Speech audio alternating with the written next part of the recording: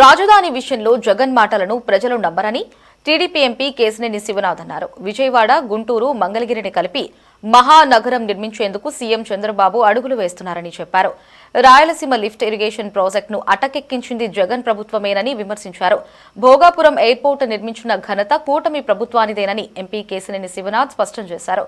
ఇక వైసీపీ పని అయిపోయిందని, చరిత్రలో అత్యంత హీనమైన ఓటమి ఆ పార్టీదేనని దుయ్యబట్టారు. అది జగన్ రెడ్డి, అతని పులివెందుల ఎమ్మెల్యే జగన్ రెడ్డి ఒక వికృతమైన మనస్తత్వం కలిగిన వ్యక్తి.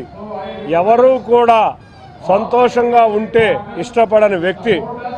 నిజంగా అతను నిన్న మాట్లాడిన మాటలు చూస్తుంటే ఎంత దారుణం అంటే, నోటెమ్మట నిజం రాని వ్యక్తి ఎవరన్నా ఉన్నాడంటే అది జగన్ రెడ్డి. అతని పత్రిక మాసపత్రిక సాక్షి.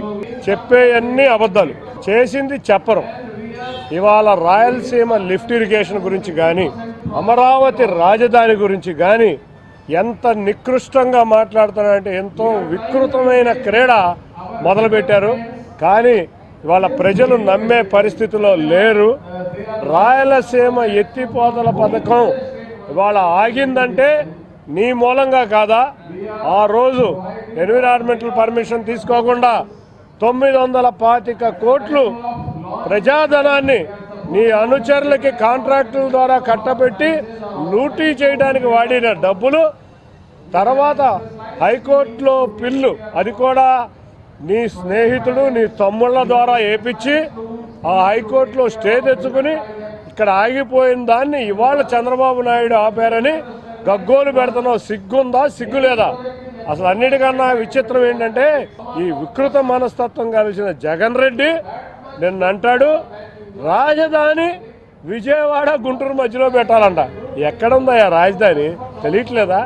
విజయవాడకి అత్యంత సమీపంలో కృష్ణానది ఒడ్డున, అటుపక్క గుంటూరుకి సమీపంలో చక్కటి ఇన్ఫ్రాస్ట్రక్చర్తో రాజధాని కడతంటే ఇవాళ నువ్వు చేసే వేషాలు, ఒకరోజు అసెంబ్లీలో చెబుతావు నా 550,000 ఎకరాలు కావాలి రాజధానికి అంటావు, మళ్ళీ అధికారంలోకి వచ్చినాక 3 రాజధానులు అంటావు.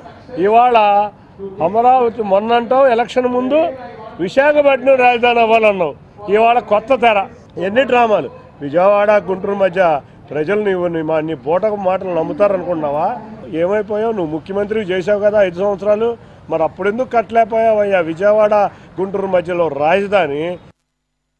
పులివెందుల ఎమ్మెల్యే జగన్ రెడ్డి ఒక వికృతమైన మనస్తత్వం కలిగిన వ్యక్తి.